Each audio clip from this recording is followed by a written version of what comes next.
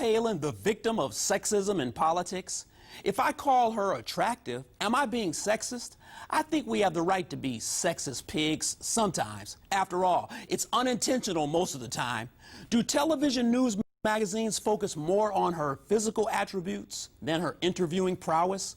She has the look down, but the woman could use a crash course in United States history. Crafty politician, beauty queen, or calculating coquette? Does sexism really exist, or is this a figment of women's imagination?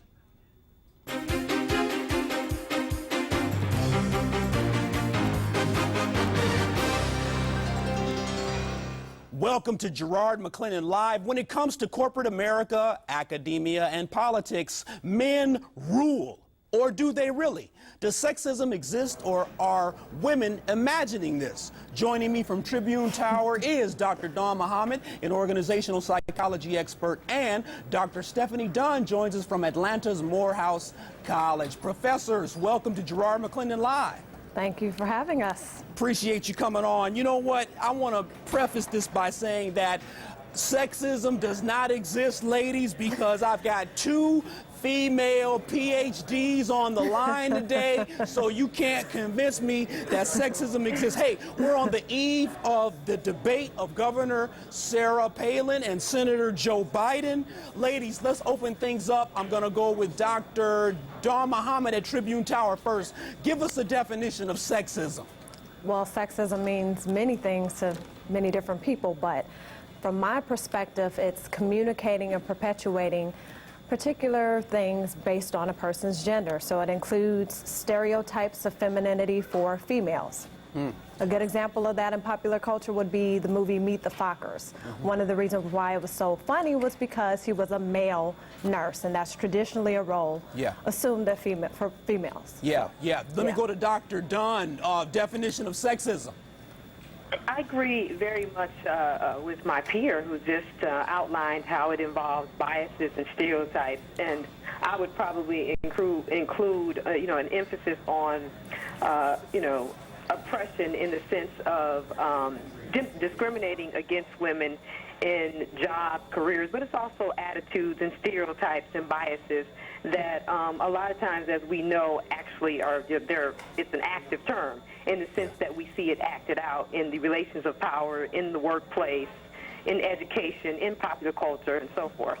But we're looking at the two white men, Senator Biden and John McCain, Senator McCain.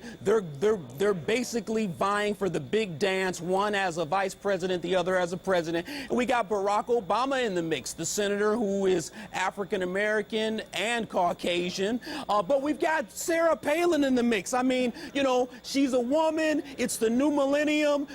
Everything's equal, ladies. Come on now. I wish I was in Oak Brook because I would stab you, but everything is not. Join her. Right. I don't want to be violent, but my criticism with the way she's portrayed. I watched a clip and they referred to her as supermom, sexy, a lioness, feisty. And real, and the last thing they said was that she was smart. So I find it interesting that sexy came before smart. You know what? Hold tight, Dr. Dunn. I want to go to Dr. Dunn here. Objectifying Sarah Palin. Talk to me, Dr. Dunn. Well, it's undeniable that that's been happening since the beginning, because more focus, as my esteemed peer just pointed out, has certainly, especially at first, been concentrated on her appearance and weighing her level of attractiveness and so forth. It was later on that we even got to talk about qualifications. So taken was the press and people discussing her, with her legs and so forth and so forth. But we see this played out even in, of course, the treatment of Hillary, or in the representation, and even of sisters like Michelle Obama. Wherein I have heard men on national TV actually spend way more time on her physical appearance, etc., whether it's, negative or bad or what have you. There's way more attention to the hair, to the bodies, to the so-called level of attractiveness of women in the political sphere. Well, you know, Dr. Dunn, I want to go back to you, Dr. Muhammad, here about some examples of how she's been objectified. But come on, I mean, the woman does have a great set of legs. Talk to me, you know what? Dr. Muhammad. I've never seen her legs. I don't care about her legs, but what I do know is that there were these pictures circulating. If you go to Snopes.com and type in her name, you can find a picture that was photoshopped of Sarah Palin in a bikini holding a rifle, another picture of her kind of leaned up against a counter on a Playboy, a fictitious Playboy cover. Further contributing to the stereotype that she is sexy. I really don't care what she looks like. I care what's in her mind. So I think more emphasis should be focused on what she stands for and everything else instead of how she looks. I have a quote here. I wanted to share this with you. I looked at this clip. It's on feministing.com. And the person said, women want to be her, men want to mate with her. And this is the new feminist ideal. Oh, you gotta be kidding me. Wait a minute, stop right there. I saw that quote.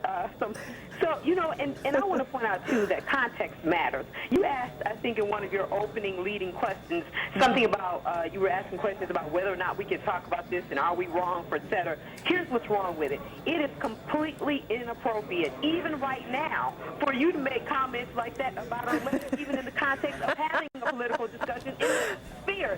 You gotta be kidding me. What is, Dr. Dunn, what?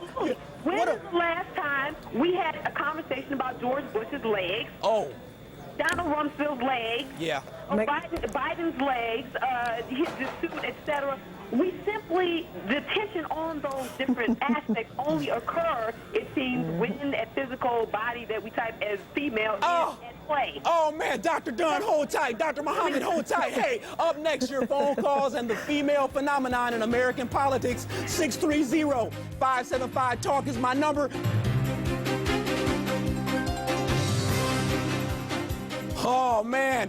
Welcome back to Garrard McClendon Live. Let's talk about sexism, baby. I have Dr. Dawn Muhammad at Tribune Tower and Dr. Stephanie Dunn from Morehouse College. Are Sarah Palin's looks and ditzy answers getting in the way? Call me, 630-575-TALK. Garrard McClendon Live is the First Amendment. Dr. Stephanie Dunn, before I go to phones, I'm going to let you finish your comment. You were basically blasting me. Talk to me. Well, I want to point this out. Instead of talking about the fact that the Feminist Majority Foundation and the National Organization of Women, among others, made an important declaration a couple of weeks ago that they were strongly for the Obama-Biden ticket, right? And the reasons why they were not backing the historic gender ticket, if you will, as the Republicans have tried to sell it. Instead of talking about that, we're talking about her appearance and her legs and the whole thing, and et cetera, instead of raising the questions of why did these two major organizations who have been doing the work against sexism, right, since the early 70s, have made that decision and what they have to say about Sarah Palin. Their voices are basically hidden in the sort of male vanguard and the Republican women's vanguard. On CNN and so forth. Doctor, I'm going to give you that one, but hey, I've seen George Bush's legs too. He does 3-4 miles on the treadmill. George Bush has a nice set of legs too. I'm going to the phones. Shakina, thank you for calling Garrard McClendon Live. Shakina, what's your comment? Hi, Gerard. Hi. I was calling because I'm a woman, and I don't agree with the fact that there are sexism in this issue. I think that appearance is a part of your first impression, whether you're male or female, and Sarah is clearly a pretty woman. Okay. The very first time that I heard about who John McCain chose, when I turned on the TV, the first thing I thought was, wow, she's pretty. Yeah. I don't think that is sexism. I think that I just don't think that it's sexism at all. And then when we found out that she was a beauty queen, that just puts more emphasis on it. Oh, man, Shakina, thank you for your phone call. Shakina is agreeing with her brother. Come on, Dr. Muhammad. Come on, talk to me. I mean, if good looks is an asset, why not use them? Dr. Muhammad, talk to me. It is an asset, and as a communication professor, I can't argue that perception does matter. But I think that the Republican campaign is banking on that. They're expecting people to side with her. That was Hillary's challenge. She wasn't feminine enough. Sarah Palin exudes sexiness. She's a super mom. She said that she was just like us.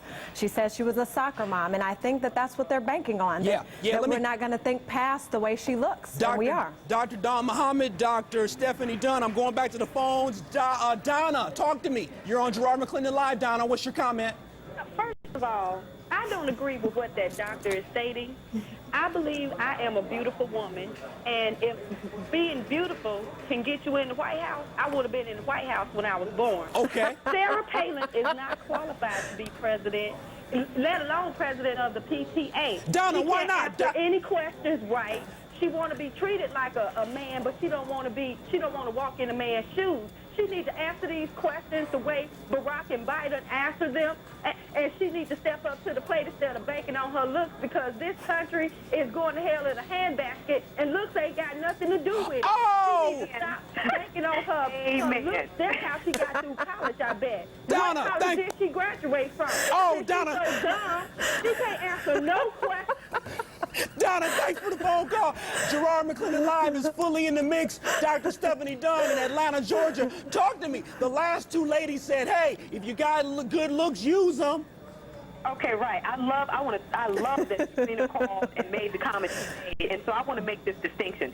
It's one thing when on the personal basis I decide that so-and-so is good looking, and in my personal and casual conversation or what have you, about thinking someone's handsome, etc. However, if I am talking about someone who's qualified or not, or I'm thinking about voting for him or her as the next vice president or president, so it is not appropriate for me to be writing in one of the news media or on TV, talking about her appearance and her legs and labeling her as the sexy mom, etc. My business is to what? To do what? Handle what the last caller was addressing.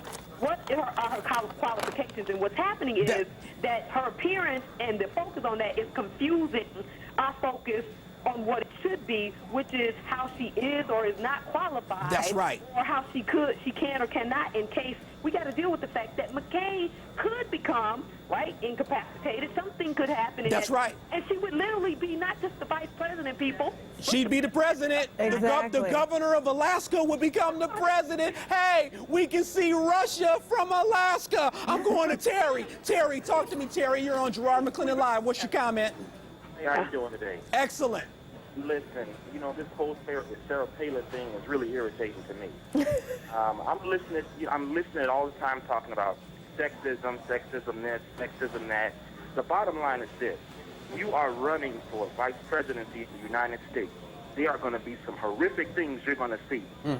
If you can't deal with the pressure, go hang your dress in the closet. It's that simple. Wow, Terry. It's that simple. Terry has spoken. Thanks, Terry. Hey, keep it right there. Call me, 630-575-TALK. We're talking about double standards and the politics of men and women. Garrard McClendon Live continues. 2 minutes. Boy, I'm telling you, it's getting hot in here tonight. You're watching Garrard McClendon Live. Dr. Don Muhammad and Dr. Stephanie Dunn join me, and we're going to the phones here shortly. I want to say this, though. Look, ladies, I've read Men and Women of the Corporation. I've read The Beauty Myth by Naomi Wolf, how images are used against women. And I also had a personal conversation with the author of The Color Purple about 15 years ago, Alice Walker. She explained the difference between a womanist and a feminist. So I have a sensitive side, but I'm still a chauvinist pig. I'm going to the phones. Therese, you're on Garrard McClendon Live. Therese, what's your comment? How you doing, Gerard? Excellent. I was calling because if anybody is playing the sexist cards, it must be the Republicans. Yeah. Because they put her on there. They the ones who did that because they call themselves trying to trick Obama because he didn't pick Hillary. So if anybody playing the sexist card, it's the Republicans. And if we play into that, then that's just like saying, okay, we want them back in the house again. Yeah. Because there's nothing qualified about her to put her up in that house except for her looks. Oh, Therese, thanks for the phone call. Dr. Dunn, is Therese right? Come on now, Dr. Dunn. And then I'm going to you, Dr. Muhammad. She's absolutely correct. In fact, I would say that the plan backfired. Because really, if we want to we raise the question, who played the gender card first, it really was the Republicans, there were reasons behind choosing her, and a lot of it had to do with gender. And they threw down the first card when they strategically dropped the news about her daughter's teenage pregnancy during the hurricane mess.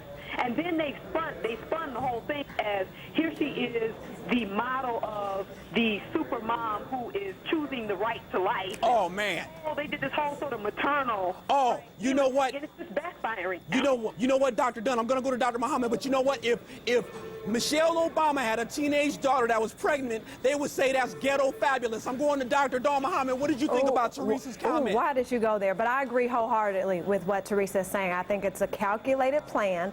Again, she fits the stereotype of the working mother, the soccer mom, the sexy mom.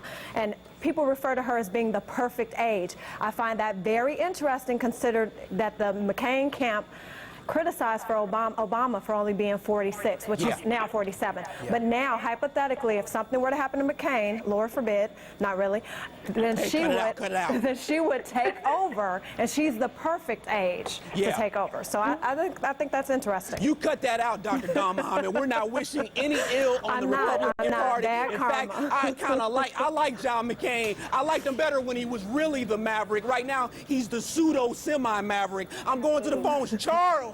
Talk to me, Charles. Garrard McClendon Live. What's up?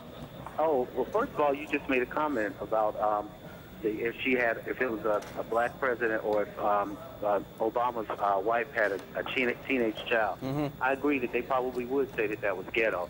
My thing is, when she interviewed with Senator McCain, which was the weekend before the Democratic convention, what questions did he ask her to determine that she was qualified? Because a week later, she asked, when you find out what the vice president does, let me know. So if this lady is a heartbeat away from becoming president, if she can't be a vice president, how can she handle being a president? Wow. Man, thanks for the phone call, Charles. That's big, man. I mean, you know, when Charlie Gibson said, hey, Sarah, what's the Bush doctrine? And she was like, what? Could I go study that? Charles, thanks for the phone call. We appreciate that. Dr. Dunn, talk to me. I mean, you know. I think Charles' point is well taken. Stress that one of the problems too is that we know that in the selection of Sarah Palin, there was a whole sort of shortcut, right, to it. There wasn't the usual process and so forth, and that happened in terms of vetting his own, candidate. It didn't happen. And so now it's backfiring because they're basically playing go back to school and catch up and trying to do homeroom recess to do some homework. And I don't think it's not working very well, because it's like you're cramming all this information in the proper way to answer this, that, and the other, and you're trying to do it in record short time, and then throw it out there to the public and hope the public won't notice because they're confused. And they're going to think, oh, Joe Biden is beating up on the little woman on the stage. And I'm really thinking that they were trying to back that corner up. He was bad if he really was beating her too bad, etc. So all of that's in the mix, but it's just really backfiring. Right? Dr. Dunn, hold tight. Dr. Dawn Muhammad, I got a question from you when we get back after break. Palintology and how women's beauty is used against them. You may comment on my view of Governor Palin. Hit my blog, www.cltv.com/GML. Garrard McClendon Live continues in a moment. Can compliments become embarrassment? Are women at fault? Man, you're watching Garrard McClendon Live. I got one more phone call left, and then I'm going to get some final comments from the doctors. Karen, talk to me. You're on Garrard McClendon Live, Karen. Hi, how are you? Excellent. Good. I just want to make my comment today that it's really sad. The visual is so important, but to use people is what's being done. And Senator Palin is being used to the highest level because of the way she looks, because of the way that she presents herself. And she's definitely somebody that they need to watch really hard because she studies herself. But it's sad to know that they know that she knows nothing. She knows anything. She can't bring anything to the table. And the sad thing of it is that she brings women down for everything that they have worked for. You know what? You know what, Karen? I'm sorry to cut you off, Karen. If Governor Palin were a man, they would have been dismissed her. Absolutely, she wouldn't even get to the table. She wouldn't have had nothing to bring. Wow, and I believe that they put something over her head anyway to even get her where she is. Absolutely. Wow. Karen, thanks for the call. I appreciate that. I need some closing statements from the good doctor, Dr. Stephane Dunn. Talk to me. Well, I just want to point out that this election season, both during the primary and now, is really dramatizing the ways in which we're sort of schizophrenic when it comes to trying to have conversations about gender and race that are progressive. Yeah. So we are really witnessing how much we don't know how to have those conversations in a way that is detached. That's right. That's right. Old tropes and stereotypes and etc. That's right, Dr. Dunn. I got to shift to Dr. Muhammad. Final comments quickly. Yes, we can't condemn people for profiling based on race and then go and condone people for profiling based on gender. Yes, yes. Thanks to my guests, Dr. Dawn Muhammad and Dr. Stephane Dunn. Let's not lose sight that we are human beings who deserve the utmost respect. Although women can be discriminated against in overt and covert fashion, they must also not be given a pass when in a leadership capacity. That's Garrard McClendon live for tonight. Hey, always keep your head up and be encouraged. Ask or ask, Donda's rules, Sue choose. McClendon Report